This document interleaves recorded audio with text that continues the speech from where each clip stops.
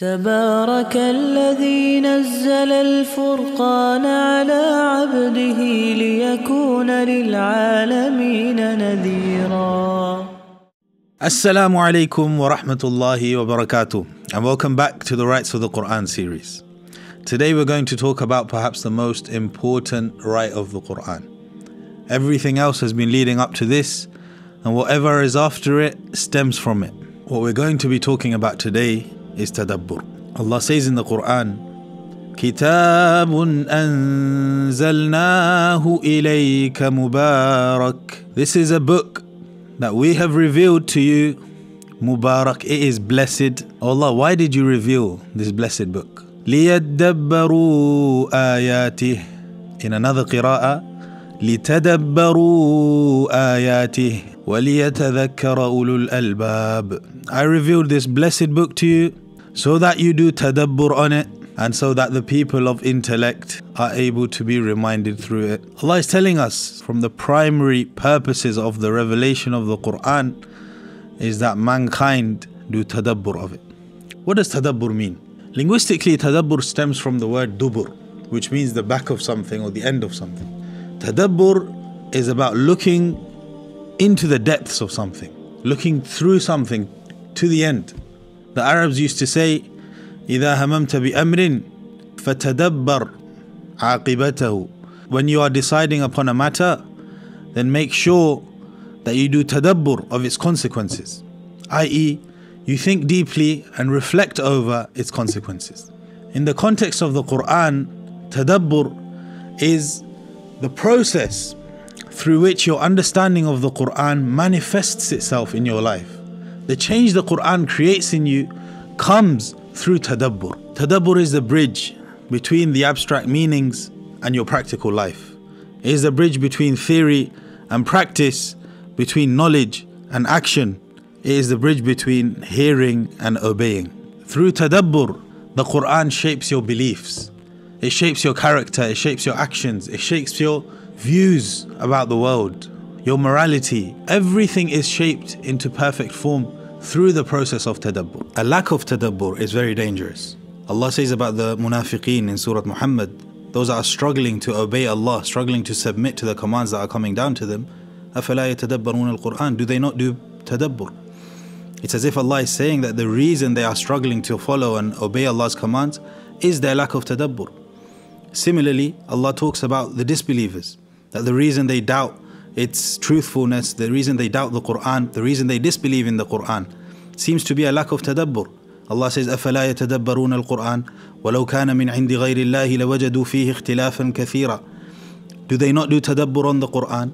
If it was from other than Allah, it would have in it many contradictions. Tadabbur is what solidifies your belief in the Quran, and it empowers you to be able to submit to it wholeheartedly. Essentially, tadabbur has two stages. The first is to reflect and contemplate, to think deeply about what Allah is saying and to draw conclusions from it. The second step is to live by what you learn. It's no surprise that the companions, Ridwanullahi alayhim, their relationship with the Quran was intertwined with the process of tadabbur, with the action of tadabbur. This is why some of them were reported to have said that we would take 10 ayahs, we would take a short passage from the Quran, and then we would not move on from it until we extract from it the knowledge and the actions. So they said, we learned ilm and amal. We learned knowledge and action. And this was through tadabbur. It is reported about Umar radiallahu anh that he spent many years studying Surah Al-Baqarah. One of us can read Surah Al-Baqarah in one day. But tadabbur is something that takes longer than just recitation. It is reported from Abu Darda, the great companion, that he said, تَفَكُّرُ سَاعَةٍ خَيْرٌ مِنْ قِيَامِ لَيْلَةٍ. That to reflect for an hour, a sa'a was not even an hour, it was a period of around 20 minutes. He said to reflect for a sa'a is better than standing and reciting for a whole night. Tadabbur is more valuable than a lot of recitation because it creates the change in you that the Quran is supposed to create. How to go about doing tadabbur is a detailed topic that can't be covered in this video completely. Inshallah, if Allah permits, we will be creating more content on this topic in the future. But I'll mention two key points that I think shouldn't be overlooked whenever this topic is mentioned. The first thing is that Tadabbur requires that before it a correct understanding is obtained. If the Quran is not understood correctly in the light of the Sunnah, in the light of the understanding of the companions and their students and the great scholars of this ummah, if it is not guided by this understanding, and an incorrect understanding of the Quran is your base for Tadabbur, then the conclusions that you reach from that Tadabbur are also going to be flawed. It is essential that we know the difference between tafsir and Tadabbur. Tafsir needs to be taken from its verified sources. Tadabbur is the processing of the understanding through that tafsir. Tadabbur is the next step after the correct understanding has been reached. The second point that I'll mention is an answer to the question that many of us might have. I want to do Tadabbur, but how? Where do I begin?